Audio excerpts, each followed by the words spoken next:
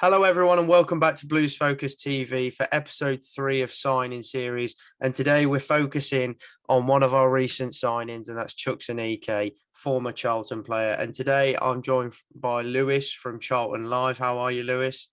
Yeah, good. Thank you, mate. How are you? Yeah, I'm good, thank you. Very optimistic. We're making plenty of signings, so I'm excited for the new season, that's for sure. But yeah, no, I'll get straight into it anyway, as I always do. And we'll start off with style of play. So what would you say was Chucks Aneke's style of play? I'd say when we signed Chucks, he came in and played alongside Lyle Taylor, who had an unbelievable season for us in League One and was kind of making that step up to the Championship. Similar with Chucks, really. We had an owner at the time that wasn't overly keen on investment, and we were picking up these players that were probably good enough to do a job in the Championship, but were at a bit of a League One level. And the challenge was always whether they would perform at a Championship level. So Chucks came in with a decent track record from MK Dons at League Two and League One level. Came in as a free signing back in the summer of 2019 after our promotion to the Championship. And he was a signing I was excited about, to be honest, because I'd seen a lot of him at MK. I'd heard of him when he was playing with Arsenal in the youth academy, and I think he had a few loan spells out in Belgium as well. Yeah. So a player with some good experience and some firepower that we really needed, because we'd lost Carl Grant halfway through the season before, and we'd never really replaced him. So to see strikers coming in that summer window, like Chucks, Jonathan Lecco, who you guys obviously know as well, Yeah. was exciting for us. So it was obviously making that step up to the Championship. In terms of his style of play for us, he kind of worked around two positions. So he could work as that second striker alongside a Lyle Taylor or a Jonathan Lecco, or he could also sit at the tip of a diamond in a number 10 role. Because of his stature and his physique, he's very good at holding the ball up. He's a very strong player and a very physical player, and pacier than a lot of people make out. A lot of people don't seem to realise that he is quite a fast player. And obviously, when you've got pace and you are that size, you become a real problem for opposition defenders. Yeah, so definitely. He worked incredibly well alongside like a smaller striker, because he would bring them into play. And it was good if you were ever chasing a game and you needed that attacking option, you could bring Chucks on behind the two strikers you had as well, and bring it into a three if needed. His start with us was fairly positive. He came on up at Blackburn away, our first game, where we were still kind of assembling a squad, if you like. We kind of, as Charlton tend to do in most transfer windows, assemble the squad at the very last minute, especially under the ownerships that we've had to over the years. So Chucks came on, didn't have a real opportunity to do a huge amount, but it was in his second game for us at home, where we beat Stoke City, who were one of the favourites for the division at the time. Yeah. And with us obviously coming up from League One, we weren't fancied whatsoever. We ended up beating them 3-1, and Chucks actually he got a goal in that game, and a very good goal as well. So his style of play for us was kind of that sort of holding striker that will beat off a defender, but he also has the pace to turn and drive into the box if need be. And he's got quite an impressive first touch as well. Yeah, I have heard a bit about his first touch, to be fair. I think one of the big things I've also heard about is the fact that he's not particularly one for stamina. So he kind of serves well better as a super sub. Would you say that's the case? Yeah, it's difficult. One of the big frustrations with Chucks was that he always seemed to be sort of like on the verge of breaking down a little bit. When he came in that Championship season, he only notched one goal that season, which was that goal against Stoke. And he had a real struggle staying fit and getting fit, and was sort of picking up injuries. And it was something that Lee Bowyer at the time said that it's a very difficult injury to manage. We managed to secure him again in League One for the last season, and he was our top scorer, and as you rightly say, those issues still persisted. So although I think last season he knocked something like 15 goals for us, but 11 of them came from the bench, because He wasn't always ready. Like it was one of those players that you'd see him start on a Saturday, and then a Tuesday he might not even be in the squad, or he may come on as that sub. And Bowyer sort of referenced it a lot, even last season, that if he was sort of more, I don't know, if he was less prone to breaking down, there's no way he would be in League One, because the attributes that he holds as a striker, he kind of ticks every box. I mean, he notched 15 goals for us last year in a fairly sort of mediocre season, and a lot of them from the bench. His hold-up play and bringing others into play, his stature, the way that he can work out of a difficult situation. If he's surrounded by defenders, he's got the ability to, one, control the ball while trying to break free, and also turn his man. Like he's a very good footballer, a fantastic footballer. The biggest frustration for me with Chucks was that he always never seemed to be able to get a consistent run of games. And under Bowyer at Charlton, it was hard to juggle that, because at the time, I mean, last year, we were incredibly reliant on Chucks Aneke to get our goals, because we had Omar Bogle, who wasn't really performing at the level that we wanted him to. Know a fair bit about him. Yeah, he struggled a little bit to adapt. He showed signs of promise, but he wasn't notching the goals. And it's like I referenced earlier, like we kind of were at the stage we were then picking up these transfers on frees and stuff like that to see if they would prove themselves. And sometimes they work, like in the example of Chucks, and sometimes they don't. So we were very reliant on him last season, especially up to January, because it was really sort of between him and Connor Washington that we relied on for the goals. And both of them were very similar, that they couldn't always get through a consistent run of games each. And Connor Washington picked up a bit of a frustrating injury as well. So we lost him, and then you're overloading Chucks, and then all of a sudden he's picking up injuries. So under Bowyer last year, he performed sort of outstandingly given the circumstances. Yeah. But he was overloaded until sort of January time, when we managed to bring in Jaden Stockley from Preston. And then sort of between the two of them, up to when Bowyer departed for you guys in March, you were able to rotate between the two. I'd say once Bo left in March, Nigel Adkins kind of saw Chucks as more of a super sub than a starter. So it's one of his big problems was that. But you'd like to think that, you know, given the right sort of pre-season preparation, he could probably iron out those creases. I think with us, what doesn't help is we had 2 seasons with him where we had ownership problems off the field. When we came into the Championship, there was a whole debacle of whether Roland de Châtelet was going to sell the club. Lee Bowyer left and came back within a day because of the contract situation, like 2 weeks after getting promoted at Wembley.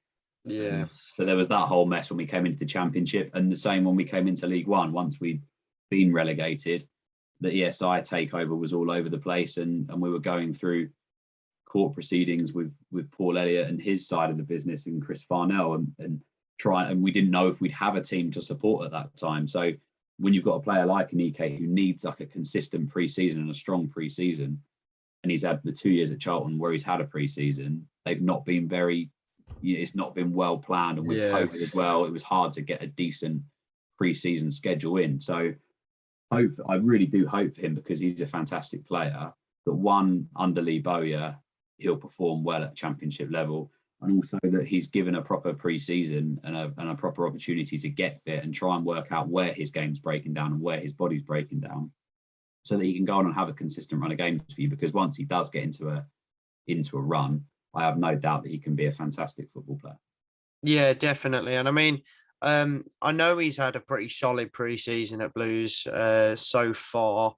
Seems to look like he's worked really well. Apparently, in the first sort of proper kind of lengthy match they did with the team in training, Chucks bagged 2 goals. So it's always good to hear.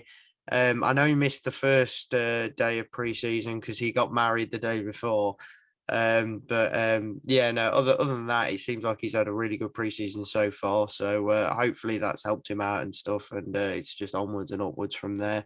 But yeah, I suppose Just a quick one before we kind of go on to the latter questions. If you had to pick one trait, just one trait, what would you say is his best trait? I would say it is his physicality, because he's such a handful for defenders at all levels. I mean, in League One last year, people can't get near him in the air. And also, as we said about his first touch earlier, bringing the ball down from the air and holding it up and bringing others into play. I haven't seen a striker like him at Charlton for some time, the way that he can do that. And that, like you say, if you have those pacey players, like you've got Jonathan Lecco, etc., you can easily bring those people into play by having someone like Chucks who can bring the ball down, hold it up, and then ping it out wide, make the run in the box. And then once he's in the box, he's also that aerial presence and physical presence as well. So I'd say his physicality and his just pure power is probably his best trait. Yeah, I think that's quite evident to see when you look at the bloke. He's huge. So yeah, no, definitely. And I suppose just to kind of go off that question as well, what would you say was definitely his worst trait? Probably just his not so much his fitness, because he's a fit footballer. It's more that his body was prone to breaking down, and that we were never able to see him with a consistent run of games. Yeah. His overall game for Charlton, every time he played, he was one of the best performers without doubt every time. I mean, to notch 15 goals when you only made 11 starts in 46 is it has to be good.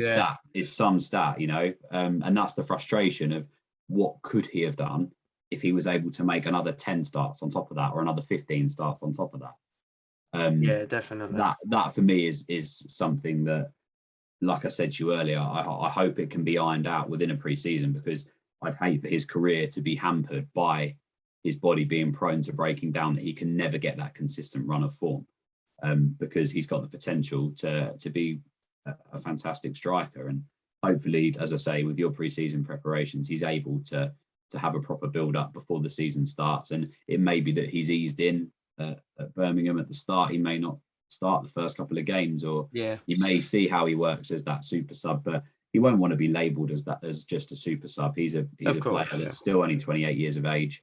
He's getting another crack at the Championship, and if he can iron out those creases of being prone to breaking down, then I think he could be in for a good season. 100%. And I suppose that kind of brings me on to similar to one of the earlier questions, was in the sense that how did it sort of end for him at Charlton? Like, obviously Adkins came in. Was there a dip, or was, you know, his form still quite consistent? Did he end on a high sort of thing? How was that? I'd say with Chucks, especially last year, there was never really a dip. I mean, you asked any Charlton fan, we'd have been well behind him staying 100%, because he was key for us last year. And with a pre-season under Adkins, who has got, you know, previous experience as a physio as well as a manager, he may have been able to get to the bottom of those issues, and he could have been a real key player for us last year. So I was disappointed to lose him this summer, because I think he could have been even better this year with another season in League One with a proper side behind him.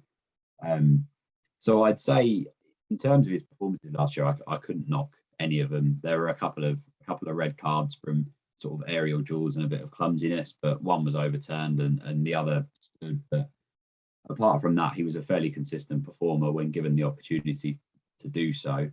And it was, you know, there was no sort of bitterness towards him leaving. If he's offered an opportunity in the Championship and you're notching 15 goals from, you know, as pretty much as a super sub, then you're earning your sort of opportunity to go and give it another crack at Championship level. So I'm gutted to lose him. That's probably the only dip I've got, is that he's not going to be in a Charlton shirt next year.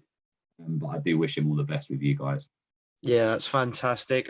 My next question would be, you know, what's his work rate like overall? So defensively, does he track back much, or is he just mainly focused on attacking? No, he is. In terms of work rate, he'd always put it in. There would obviously be times where if he'd started a game, he would begin to tire sort of around the 60, 65 minute mark. But when called upon, if he'd come on as a sub and, you know, you needed him to muck in and defend set pieces, etc., in the last sort of 10 minutes of a game, he was always tracking back. And that's what's good about him. And like I mentioned, with his pace as well, he can come back. And although he's quite a big guy, if he picks the ball up sort of halfway in your own half, you could bank on him sort of driving the ball away and being able to hold off defenders and wind the clock down if you've got a narrow lead. So yeah, work rate. I mean, I could never question his work rate. He was always running around and always working hard. It was just those games where he'd started and maybe around the hour mark, you would start to see him tire. And then that's when you'd expect him to be replaced by a Connor Washington or a Jaden Stockley. Yeah, I think that's fair. And I mean, it's good to hear because obviously, you know, his physicality, if it's one of his biggest traits, you'd like to see him kind of get involved, tracking back a bit and try and use that as well as going forward. So, no, it'll be exciting to see how he's used in our system and whether he's used regularly or not, we'll see. But moving on to, I suppose, more personality-wise, what's he like on and off the pitch? I mean, I'd say that he was a very popular member of the Charlton squad, not just from the playing side, but he would always get involved with a lot of the stuff that the trust would do, like the Charlton Supporters Trust and the Community Trust. We've got the Charlton Upbeats that did a celebration competition where you'd have they would come up with a dance or a celebration, and that Charlton player would go on and do it, and it was actually the Aneke one that won it.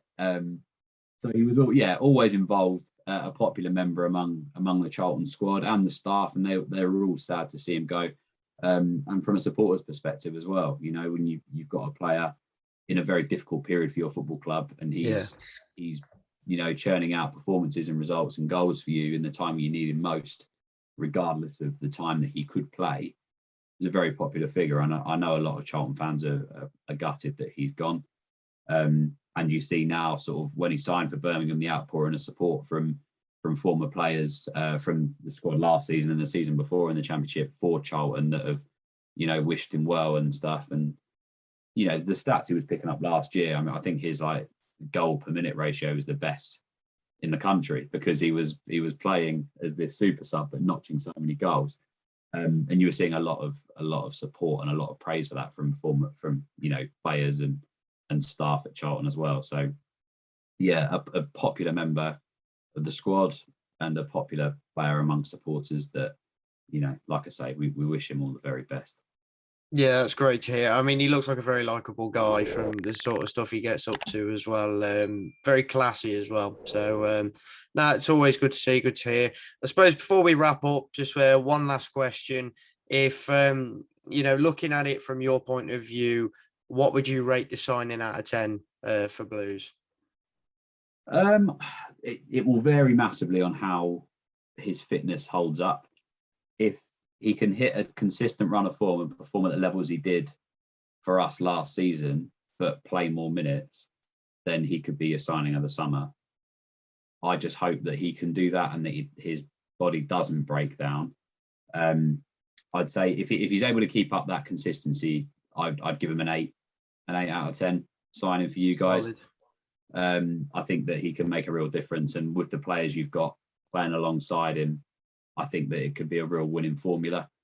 My only concern will be his fitness, but I'd like this pre-season, as I say, to sort of iron out any issues that he's got there. And if he can iron that out, then that's the difference between a 6 and an 8. You know, so I'd say an 8, and I'm keeping my fingers crossed that he does well for you guys. Hopefully he does. But that's it, everyone. Thank you for joining us as always, and thank you, Lewis, for joining us on the channel. Really appreciate it. No worries, mate. All the best for the season. Cheers, you too. I'll keep my eye on Charlton, and hopefully you can get back up to the Championship, which is pretty much the least you deserve these days, the stuff you've been through. But yeah, no, thank you very much. Go check out Charlton live, guys, especially if you're a Charlton fan, but I'm sure you will have already, let's be honest. But yeah, no, thank you, everyone. Keep right on, and I'll see you in the next one.